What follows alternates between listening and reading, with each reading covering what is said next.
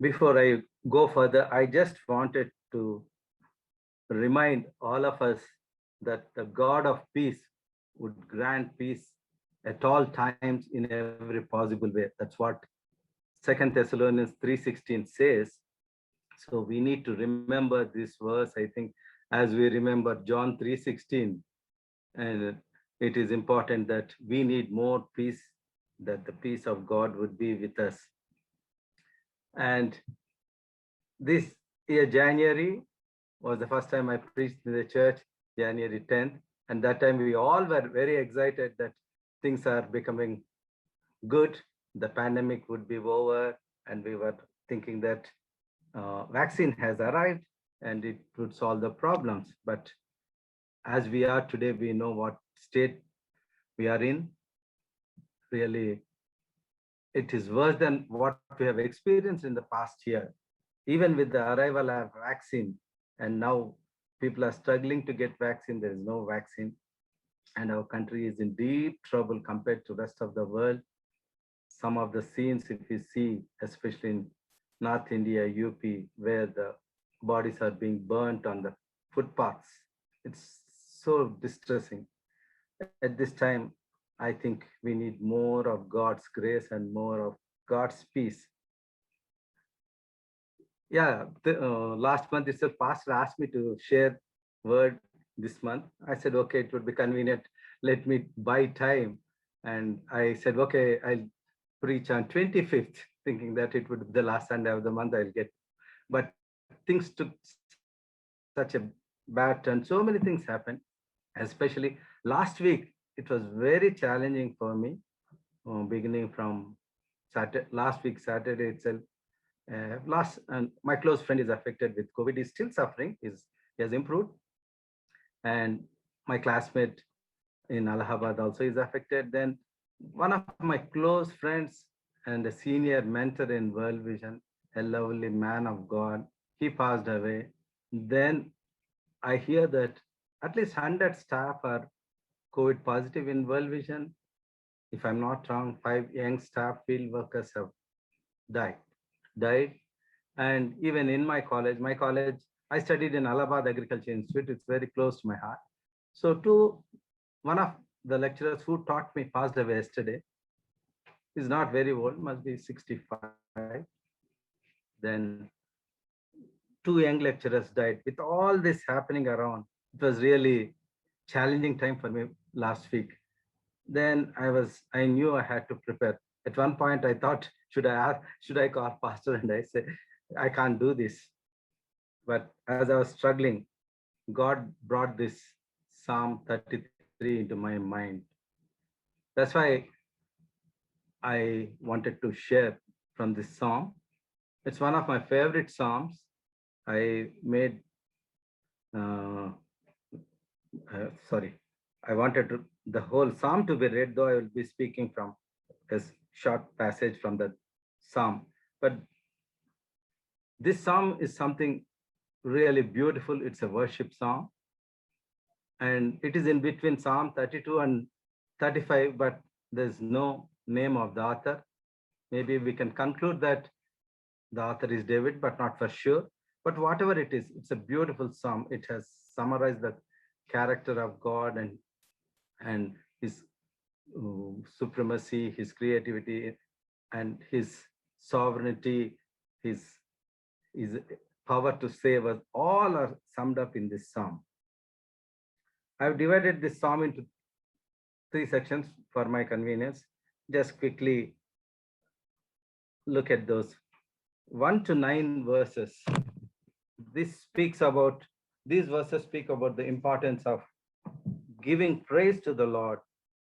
If you see, and the omnipotence of the Lord and the power of his word, especially the 4th verse, this says, for the word of the Lord is right and all his work is done in truth.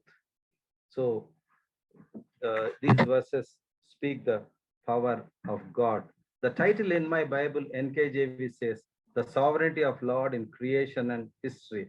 So we see Lord's creativity in these verses. And especially if you see verses 4 and 4 to 6 also. Again, I read already 4, 5. He loves righteousness and justice. The earth is full of the goodness of the Lord. By the word of the Lord, the heavens were made, and all the host of them by the breath of his mouth. So we see that the world is created just by his word, and all the host of the things are made by the breath of his mouth. What a powerful God, what an awesome God we have. And I forgot, as brother Sandeep was sharing his testimony, verse 3 says, sing to him a new song, play skillfully with a shout of joy. It says we should come to God when we experience his grace in an abundant manner. We could see that as brother Sandeep was sharing, he had an experience. It is a new song for him. The testimony he has shared is a new song. So we need to be people who should be experiencing God's grace and go back to God with a new song. That's what also the psalm encourages us. Then, if you see verses 10 to 12, the Lord brings the counsel of the nations to nothing. He makes the plans of the peoples of no effect. The counsel of the Lord stands forever, the plans of his heart to all generations. Blessed is the nation whose God is the Lord, the people he has chosen as his own inheritance. Friends, this morning, as we read these verses, let's remember that God is on the throne and he's in control of all things. Yeah, when we see things around us, we might not perceive that is the truth, but definitely Lord is sitting on the throne. Even as we see here, the Lord brings the counsels of the nations to nothing. He makes the plans of the peoples of no effect. As we know, the God of the Bible, the great kings, he has brought them down. Pharaoh, Nebuchadnezzar, all had to fall prostrate. They have experienced the power of God. And when we read these verses, we should really draw a lot of strength and power. And Pastor picked up some of my words when he shared about Psalm 117, especially verse 12. Blessed is the nation whose God is the Lord, the people he has chosen as his own inheritance. Yes, God is not the God of only the Israelites. God is the God of everybody, the child of through Abraham. So we should rejoice in the fact and take joy that we are part of his inheritance. Really, when we read these verses, verse 11, the plans of his heart to all generations. So as children of God, we should know that we are very unique to him. We are very special to him. And each one of us is very special to him. And he has plans that come from his heart. It was so encouraging to read this particular verse. The plans come from his heart to all individually. We should take it, though it is written as generations, we should take it as a personal promise. Last week we were having Bible study. I am still part of a Bible study group in Chennai. So one of the person who was sharing, suddenly he said, when we look at our child, we should see that there is a generation in that child. So it was such a new thought. Yeah, we pray many times when we read in Psalms, we should declare his greatness to the generations we read. But when he brought it into our own circumstances, he says, when I see my daughter, I see a generation in her, generation after generation. So God has plans for each one of us individually, and that those plans would be for generations. So let's be encouraged. Verse, I want to remind one more verse at this point of time. Psalm 94. I'll read quickly for you. 94:14. For the Lord will not cast off his people, nor will he forsake his inheritance. So we are God's inheritance. He will not forsake us. Maybe as we are going through this pandemic, we might be feeling very discouraged, distressed, but God is there and He will not forsake His inheritance.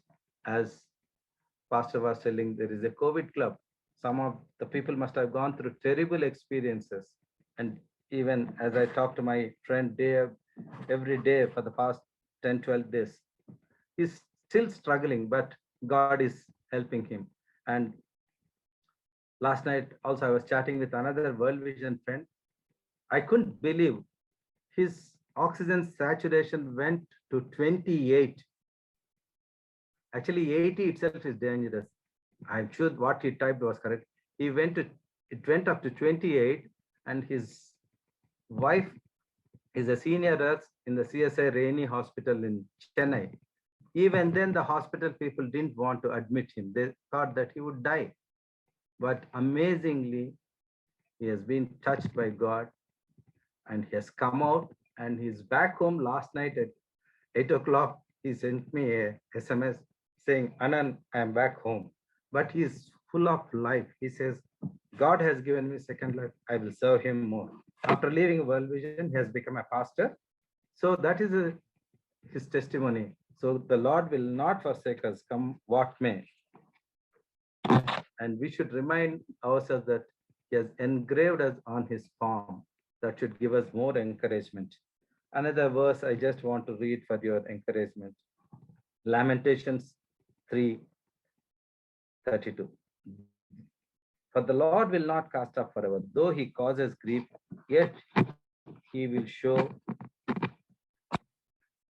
according to the multitude of his mercies.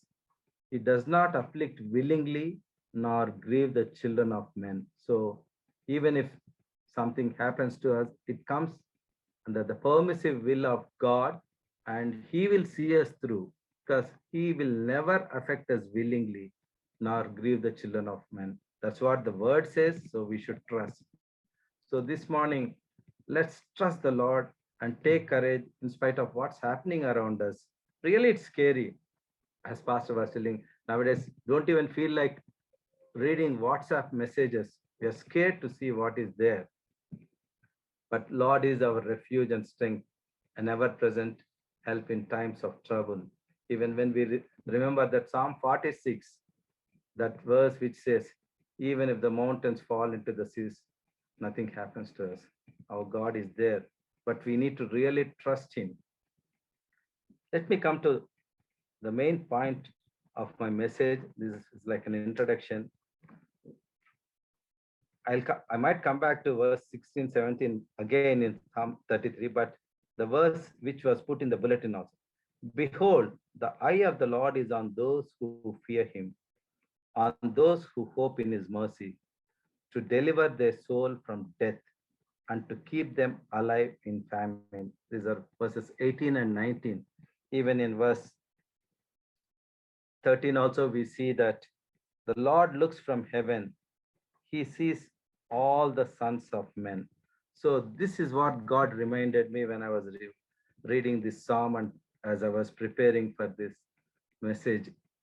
So we are under the watchful eye of the Lord, because the word says, behold, the eye of the Lord is on those who fear him, on those who hope in his mercy.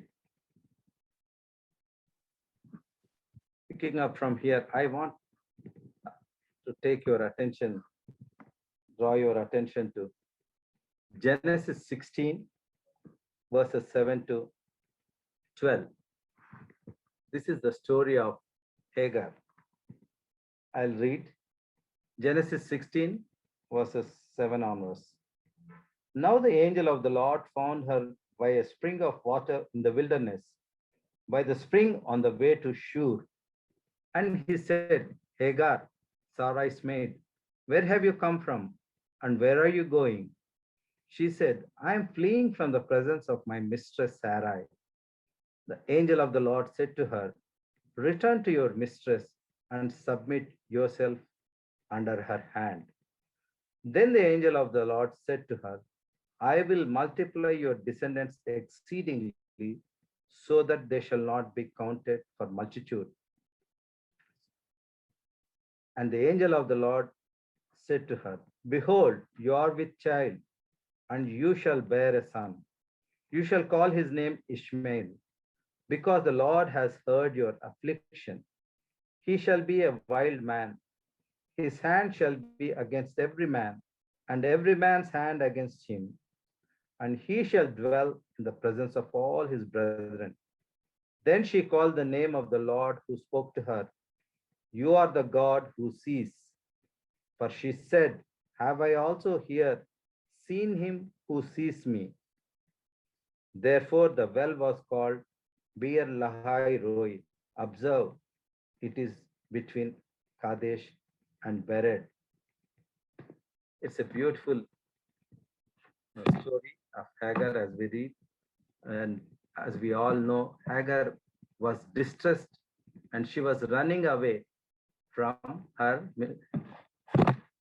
mistress Sarai. So the Lord is meeting her. She's running away. She's an Egyptian. She's going back to Egypt, I think.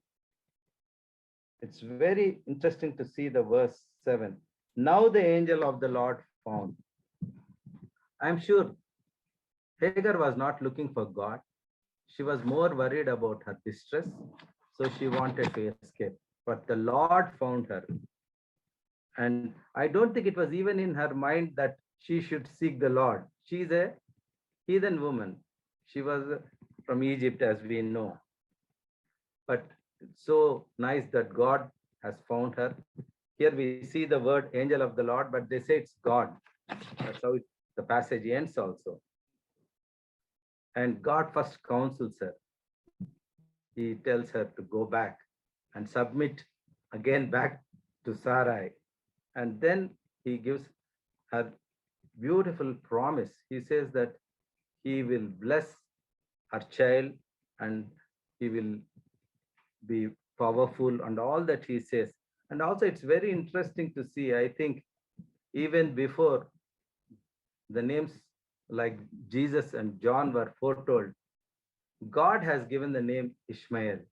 God himself told Hagar that you will have a boy and you will call him Ishmael. And as we all know, Ishmael means God hears. Actually, I don't know whether Hagar prayed or not, but God heard her, maybe her sigh or whatever it is, God heard her. And then beautiful statements made by Hagar. She says, You are the God who sees. El Roy, you are the God who sees. And she goes on further to say, I have seen him who sees me. In ESV version, it says, I have seen him who looks after me. So beautiful, two verses, two statements actually. You are the God who sees. I have seen him who looks after me. My dear church and myself, let's encourage ourselves. God comes to us in unexpected times. Yes, we are all worried about this pandemic, as we want this pandemic to go away, but God is with us. And when Hagar was not expecting, God met her and she has seen the God. And she says, I have seen him who looks after me. This morning, are we seeing him? And she says, I have seen him who looks after me.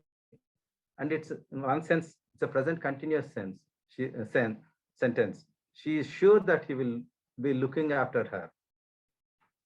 So the question for all of us is this morning, where are we looking, or where are our eyes? Second Chronicles 16:9 says, For the eyes of the Lord run to and fro throughout the whole earth to show himself strong on behalf of those whose heart is loyal to him. Here also again we see the eyes of the Lord. What are they doing? For the eyes of the Lord run to and fro throughout the earth to show himself strong on behalf of those whose heart is loyal to him. It's very clear. The Lord acts on behalf of those whose heart is loyal to him, and the eyes of the Lord are running to and fro. So we need to check our hearts. Is our heart loyal to him? Then only he can act on behalf of us. Yes, he's a merciful God, he's a loving God, he's a compassionate God. But his eyes are searching. Even again, Psalm 14, verse 2 says, the Lord looks down from heaven upon the children of men to see if there are any who understand, who seek God. Do we really understand our God? Have we understood him? Are we seeking him every day, every minute of our life? Even actually, if we go back to Psalm 33, verse 15, it says, uh, he fashions their hearts individually. He considers all their works. Another meaning for the word considers is he understands. So God understands us, but do we really understand him? That's what Psalm 14, verse 2 is saying. The Lord looks down from heaven upon the children of men to see if there are any who understand and who seek God. So this is also another exhortation for us. We need to be people who really understand God and who really seek God. And as David prays in Psalm 86, verse 11, that should be our attitude.